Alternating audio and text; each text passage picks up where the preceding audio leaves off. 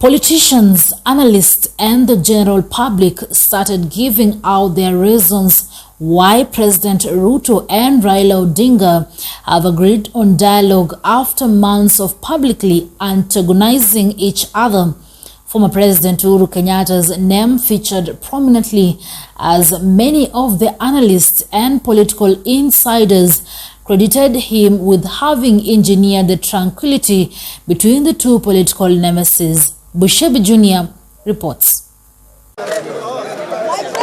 President William Ruto on Monday, April 3rd, met with parliament leaders to develop a framework that the Kenya Kwanza side will front as part of its bipartisan strategy.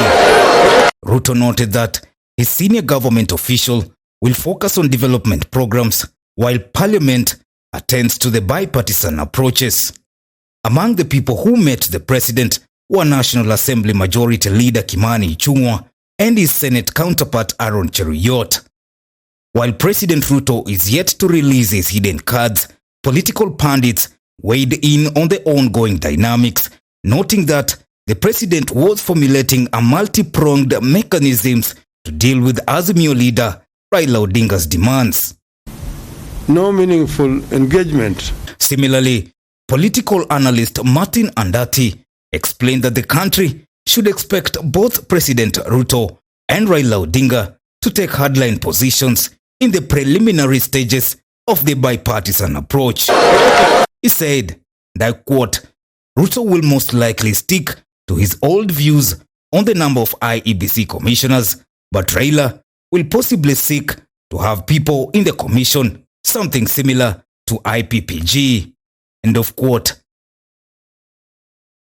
Andati also observed that the two major coalitions, Azimio la Umoja One Kenya Coalition and Kenya Kwanza, will demand an equal stake in the Electoral Commission. The analysts also agreed that by accepting dialogue, President Ruto simply called his troops in parliament and those of Azimio to agree on how the new commissioners will be picked. Said, and I quote, "The number of IEBC commissioners will most likely be expanded to 9 or 13. This will give both major coalitions a stake in the commission in order to erase doubts in the electoral processes. At the same time, they will introduce other issues, including leader of the opposition, third gender rule, prime minister position, just another version of BBI." End of quote.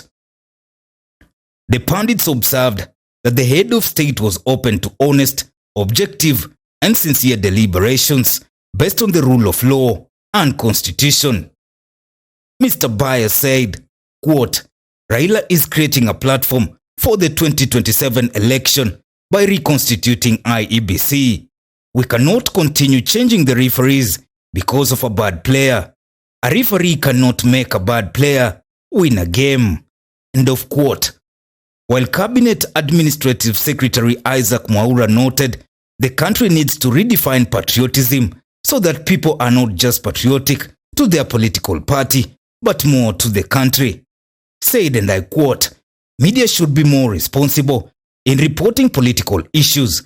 IEBC should also be empowered to tell the other side of the story, since other media houses are primarily against the government." End of quote.